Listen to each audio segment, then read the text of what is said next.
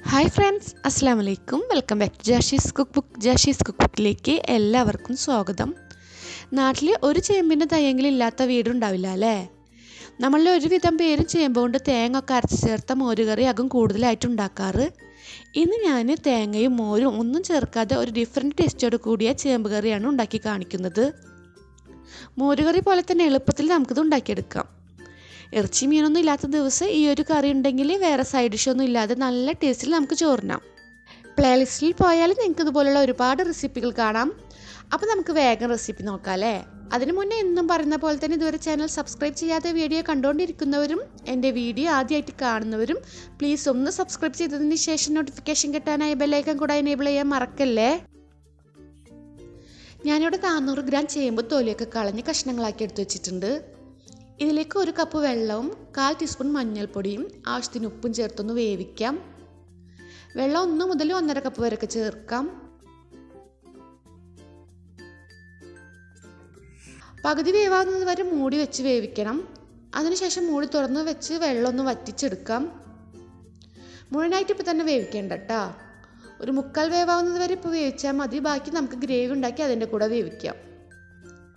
അടിയിൽ പിടിക്കാതിരിക്കാൻ ഇടയ്ക്കിടയ്ക്കൊന്ന് ഇളക്കി കൊടുക്കുക. ഇത് വേവുന്ന സമയം കൊണ്ട് ഞാൻ കറിയിലേക്കുള്ള ഇഞ്ചി വെളുത്തുള്ളി ചുവന്നുള്ളിയൊക്കെ ഒന്ന് തൊലി കളഞ്ഞെടുത്തിട്ടുണ്ട്. 12 ചുവന്നുള്ളി, 6 വെളുത്തുള്ളി, 5 പച്ചമുളക്, 1 കഷ്ണം ഇഞ്ചി, ഇത്രയാണ് ഞാൻ എടുത്തിട്ടുള്ളത്. ഇത് നമുക്കൊന്ന് ചതച്ചെടുക്കാം.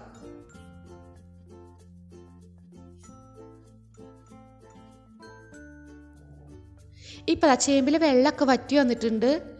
ഇനി ഫ്ലെയിം ഓഫാക്കി ഇത് സൈഡിലേക്ക് മാറ്റി വയ്ക്കാം. അടുത്തതായി ഒരു ചട്ടിയോ പാനോ ചൂടാക്കാൻ വേണ്ടി വയ്ക്കാം. ഇതിലേക്ക് ഇനി നമുക്ക് വെളിച്ചെണ്ണ ഒഴിച്ചു കൊടുക്കാം.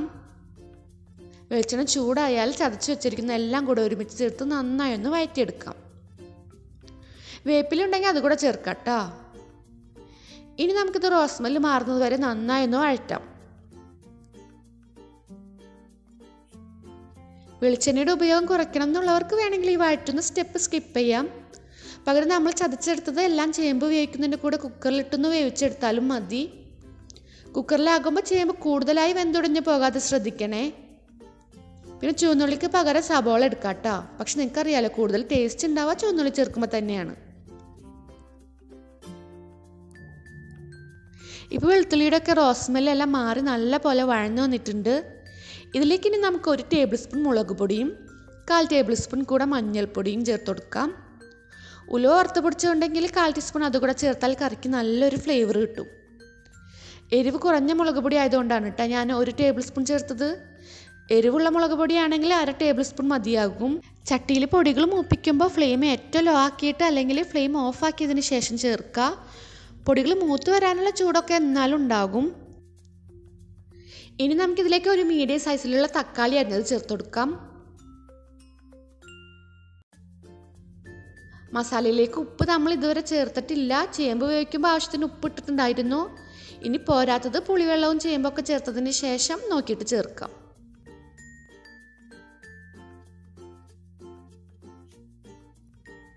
തക്കാളി നന്നായി ഒന്ന് ഉടഞ്ഞു വന്നാൽ നമുക്കിതിലേക്ക് ഒരു നെല്ലിക്ക വലുപ്പത്തിലുള്ള പഴംപുളി 2 കപ്പ് വെള്ളത്തിലൊന്ന് പിഴിഞ്ഞതിന് ശേഷം ചേർത്ത് കൊടുക്കാം. നല്ല പുളിയുള്ള പഴംപുളി ആണെങ്കിൽ, അതുപോലെ തന്നെ പുളി അധികം ഇഷ്ടമില്ലാത്തവരാണെങ്കിൽ ഇതിൻ്റെ നേർപകുതി പഴംപുളി എടുത്താൽ മതി. എന്നിട്ട് 1 കപ്പ് വെള്ളത്തിൽ പിഴിഞ്ഞതിന് ശേഷം ബാക്കി 1 കപ്പ് വെള്ളം എക്സ്ട്രാ ആഡ് ചെയ്താൽ മതി.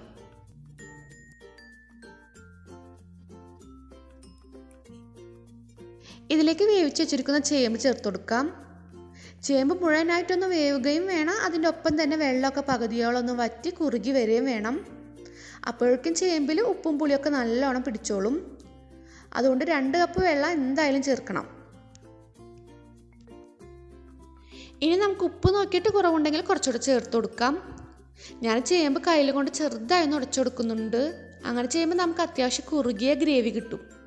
പക്ഷെ ചിലർക്ക് ചേമ്പ് തീരെ ഉടയാതെ വേറെ വേറെ കിടക്കുന്നതായിരിക്കും ഇഷ്ടം. അപ്പോൾ അത് നിങ്ങളുടെ ഇഷ്ടം പോലെ ചെയ്യാം.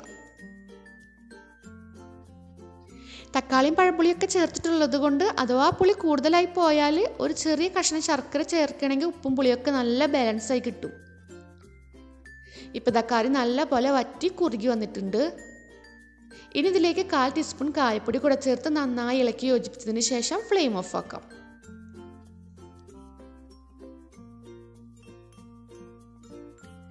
ഇനി ഒന്നെങ്കിൽ കുറച്ച് പച്ചവെളിച്ചെണ്ണ ചേർത്ത് കൊടുക്കാം, അല്ലെങ്കിൽ കടുക് വറുത്തും ചേർക്കാം.